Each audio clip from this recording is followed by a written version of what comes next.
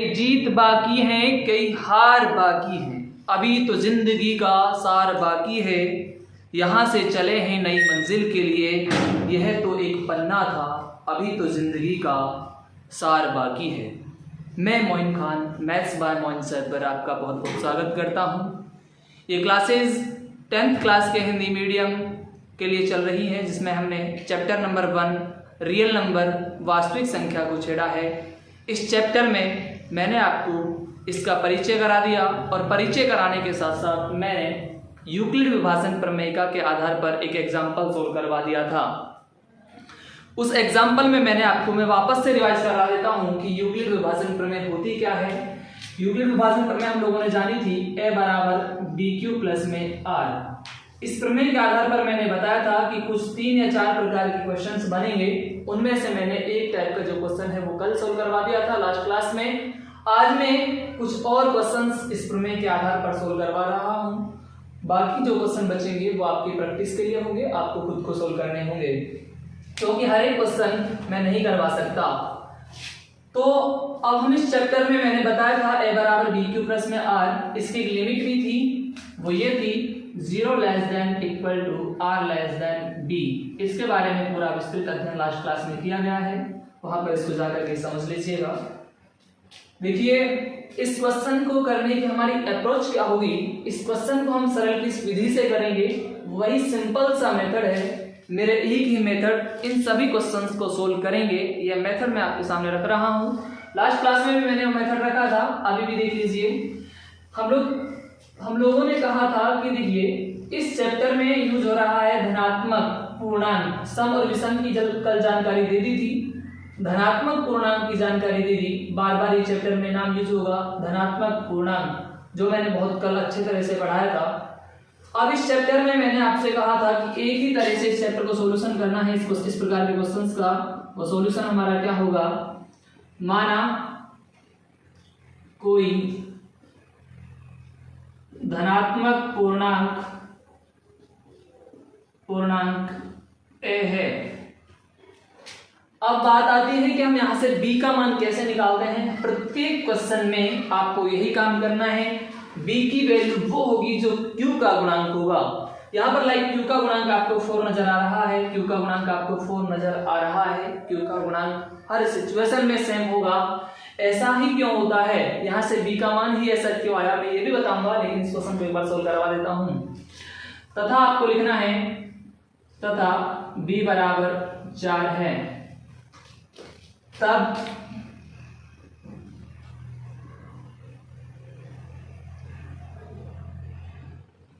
Euclid विभाजन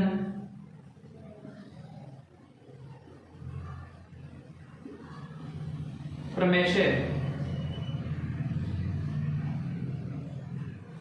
Euclid विभाजन प्रमेय हमारे पास में होती है a बराबर bq प्लस में r, जिसकी एक लिमिट होती है 0 less than equal to r less than b। यहाँ से b की वैल्यू हमें 4 नजर आ रही है, तो दोस्तों b 0 less then r less then 4। इसका मतलब ये हुआ जो r के जितने भी संभावित मान होंगे वो सारे के सारे 4 से छोटे होंगे। r की जितनी भी वैल्यू होंगी वो सभी 4 से छोटी होंगी। लाइक कितनी संभावना हमारे पास बन सकती हैं। संभावना अगर मैं r की वैल्यू की बात करूं, 0 आ सकती है, 1 आ सकती है, 2 आ सकती है, 3 आ सकती है और ओनली 3 तक ही, क्योंकि इसकी जो वैल्यू है वो 4 से छोटी है। तो 4 से छोटी होगी 0, 1, 2 एंड 3। b के मान को पहचाना, b के मान को पहचानने के बाद में उस प्रमेय की लिमिट में सेट किया और वहां से देखा कि r के संभावित कितने मान हैं। r के संभावित मान 4 हैं, 0, 1, 2 एंड 3। दोस्तों अगर मैं बात करूं इन r के संभावित मानों की, शेषफल के संभावित मानों की, अगर मैं शेषफल की वैल्यू को इस प्रमेय में लाकर रखूं तो हम लोग हो जाएगा a बराबर b की वैल्यू वहां से 4 है ही, q एच डी चलेगा, इसका मान आ गया 0। r की वैल्यू जब r बराबर में 0 हो कंडीशन में, a बराबर में 4q, अर्थात इसको हम लिख सकते हैं 4q। Equation number first. दूसरी इक्वेशन की मैं बात करूं, जब r बराबर 1 हो तो a बराबर 4q प्लस में 1, इक्वेशन नंबर 2। जब r बराबर में 2 हो तो a बराबर 4q प्लस में 2, इक्वेशन नंबर 3। जब r बराबर में 3 हो तो a बराबर 4q प्लस में 3, इक्वेशन नंबर 4। अब हम क्वेश्चन पे मैं वापस चलता हूं, क्वेश्चन पे मूव करता हूं कि क्वेश्चन हमें क्या कहना चाहता है। देखिए क्वेश्चन ने पूछा कि दर्शाइए कि धनात्मक विषम पूर्णांक, धनात्मक होना चाहिए उसके साथ में विषम पूर्णांक होना चाहिए, विषम पूर्णांक 4q प्लस में 1 या 4q प्लस में 3 के रूप का होता है, 4q प्लस में 1 या 4q प्लस में 3 के रूप का होता है, जहां q एक पूर्णांक है। तो दोस्तों एक चीज हम ध्यान देंगे, यहाँ पर हमें विषम पूर्णांक के बारे में क्वेश्चन में चर्चा की गई है। तो समीकरण 1 और समीकरण में 3 की बात करूं, समीकरण 1 और समीकरण 3, समीकरण 1 व समीकरण 3 विषम पूर्णांक नहीं होंगे, विषम पूर्णांक नहीं है। तो समीकरण 2 वे समीकरण 4 से स्पष्ट है कि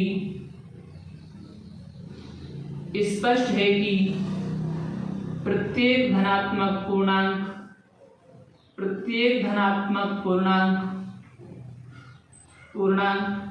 4q प्लस में 1, 4q प्लस में 3 के रूप का होता है।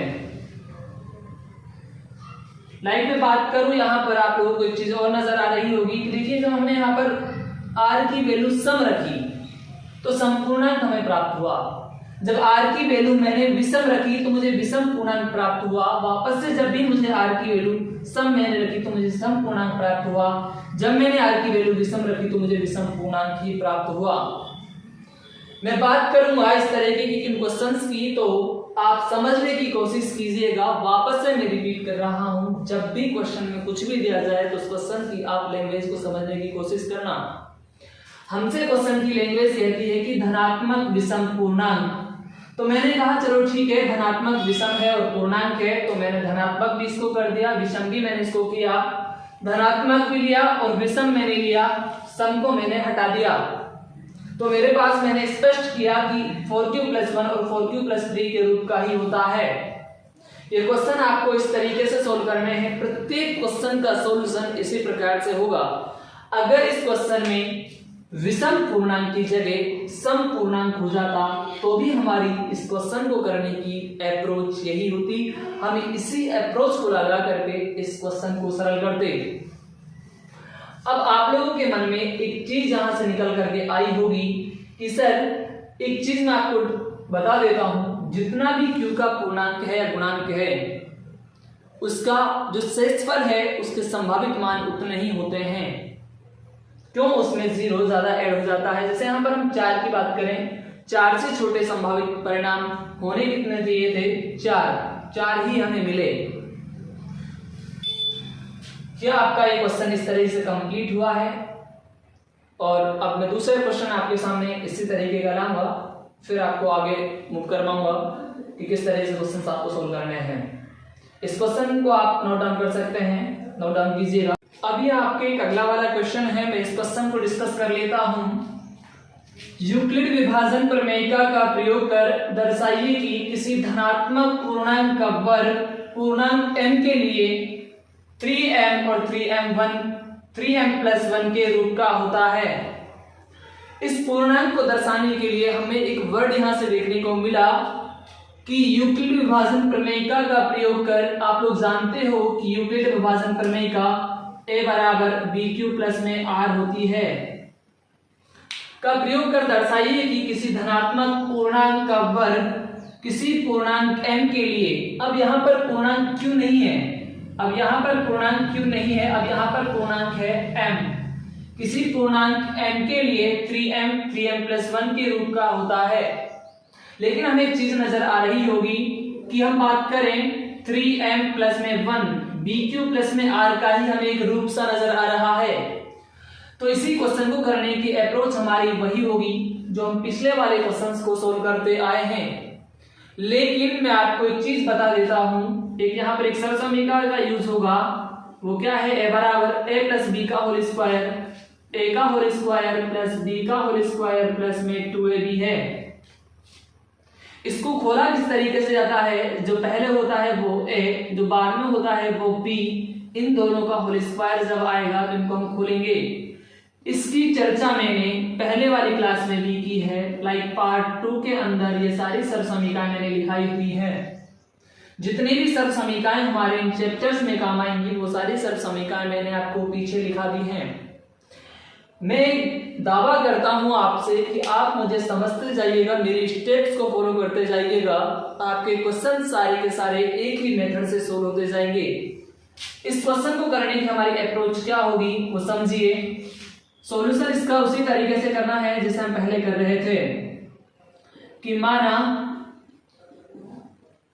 कोई धनात्मक पूर्णांक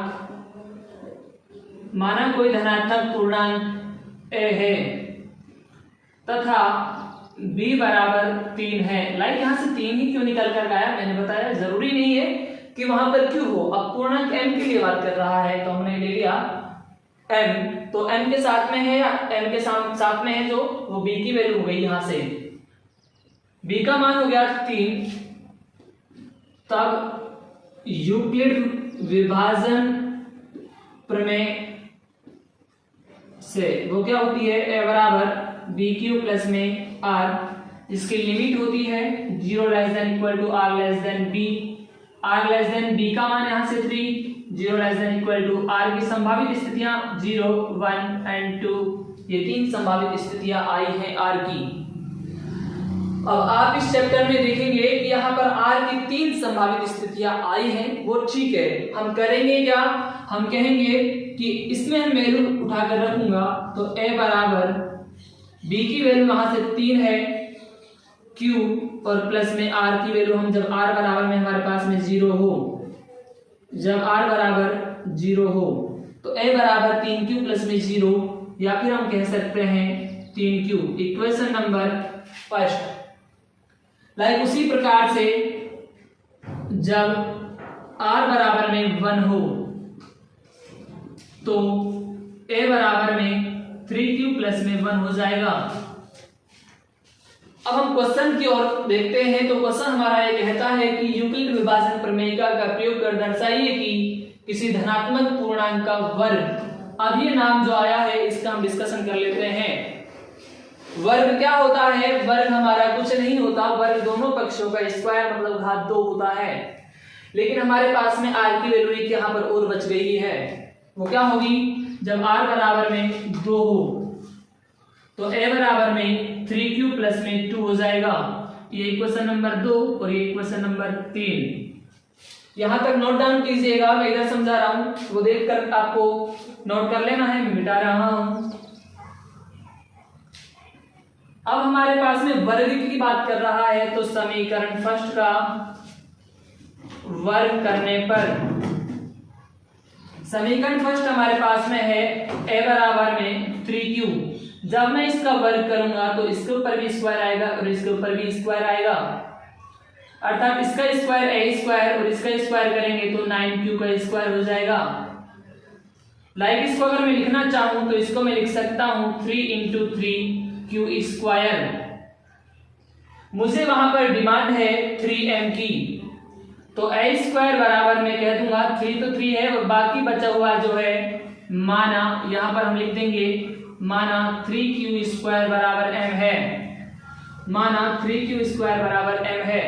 तो ये सारा का सारा मान m के बराबर हो गया, तो यहाँ पर आ गया m। ये हमारा एक यहाँ से स्पष्ट होता है कि 3m का होगा। सेम उसी प्रकार से समीकरण 2 का वर्ग करने पर, समीकरण 2 का वर्ग करने पर, समीकरण 2 का जब वर्ग करूंगा तो a बराबर में 3q प्लस में 1।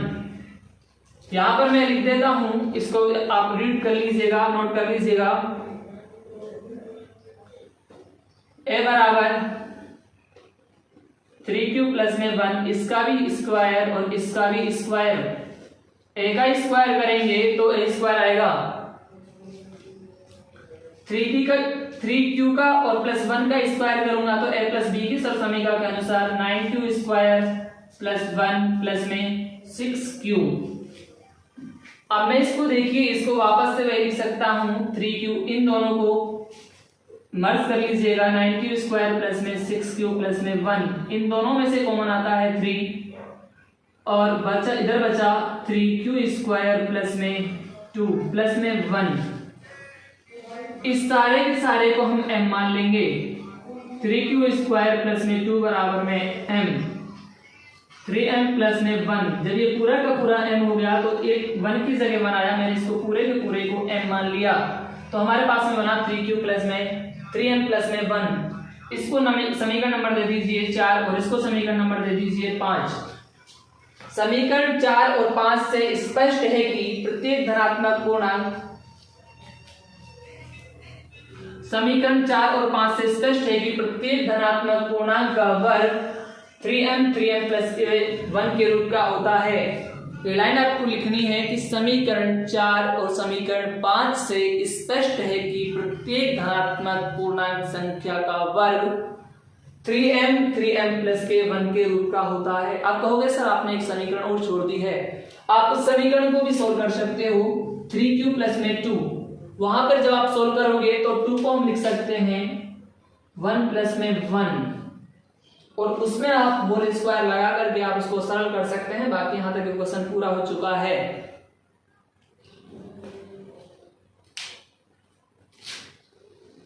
बंद कर दो।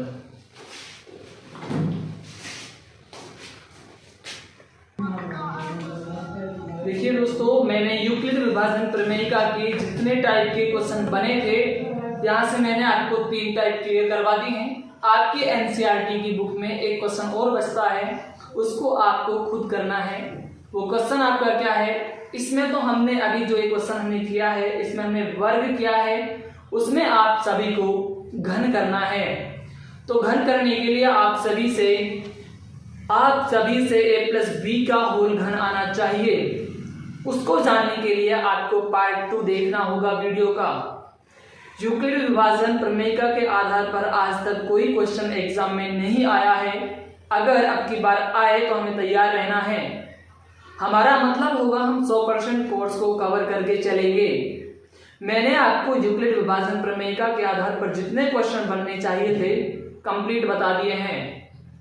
अब मैं डिस्कशन करूंगा आने वाली वीडियो में यूक्लिड विभाजन एल्गोरिथम विधि, उस विधि के द्वारा हम ओनली और ओनली एचसीएफ ज्ञात कर सकते हैं।